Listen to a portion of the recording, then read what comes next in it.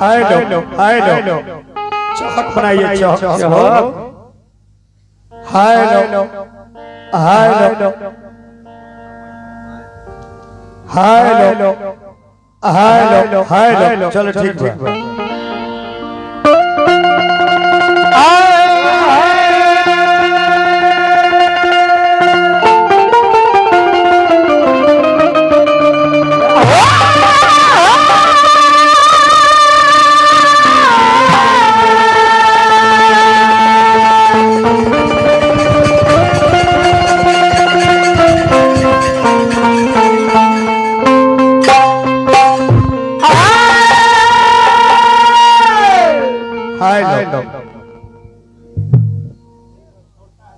कबो कबो छोड़े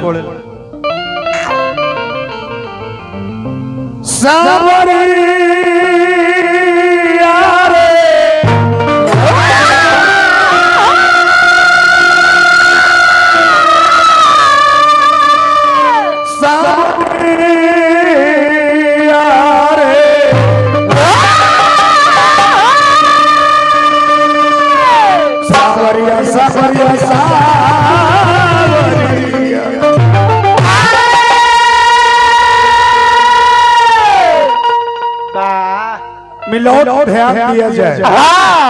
राजू बाबू अरे इसको मैं ही कीजिए, बेस बोल रहा है। मैं ही कीजिए। इन्होंने कहा क्या इनको रूप ठीक नहीं है। बानर इनका रूप ठीक नहीं। इनका रूप देख देख के लगाए फलक के सो बहुत निमन आपने बहुत निमन कहा। ई रूप देखत रहे हमर का तो मुंह अनारसा ऐसा लगत है। इनकर मुंह पेड़ा किया ऐसा लकर तोड़वा वाला मुंह लेकर चला ताड़ा।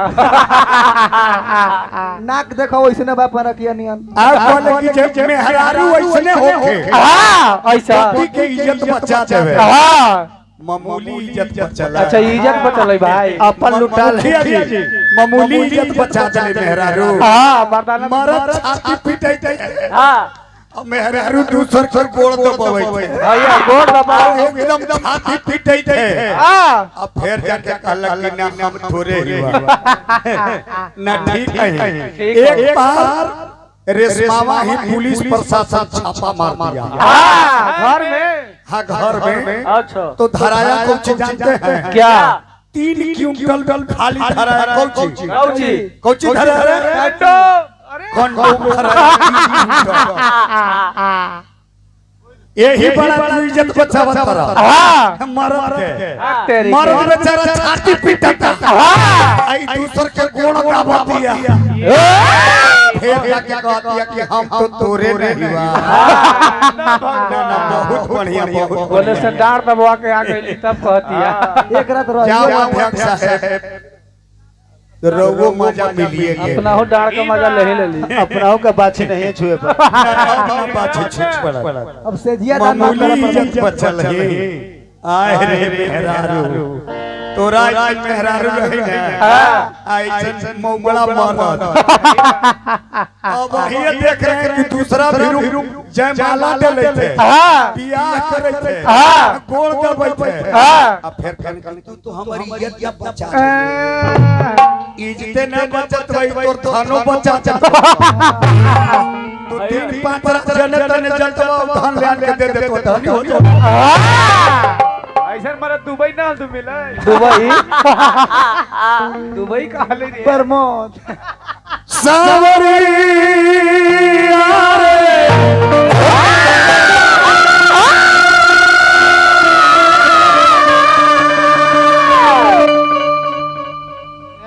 बहुत सुंदर है दोनों। अच्छा सुदर्शन जी सुंदर खूबे है जे हम कर रहे हैं से आप कर रहे हैं भैया। हम भी झाले पीट रहे हैं आप भी झाले पीट रहे हैं। ऐसा ना कि पार्लियामेंट के अध्यक्ष पार्लियामेंट के अध्यक्ष ना और तू खूब सुंदर है तो नचते न चलते हैं खूब कुरूप है खूब कुरूप है। तो द्रौपदी मुर्मू देश के राष्ट्रपति है भैया आ तू खूब सुंदर है स्टेज पर मारो पहले न बजबत में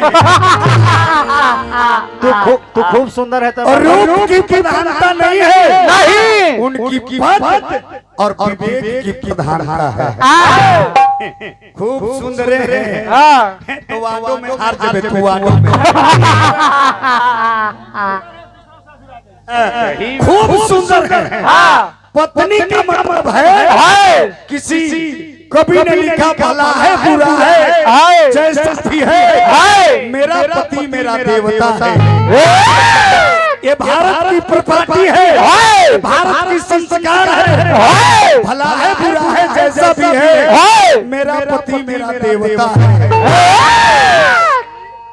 तू तो खूब देवता जैसन तू जैसन से भी तू मर्दाना 2 पैक दारू पी तो दूसरे भतार खोज ले थे ई सतभत्री रे मदद यहाँ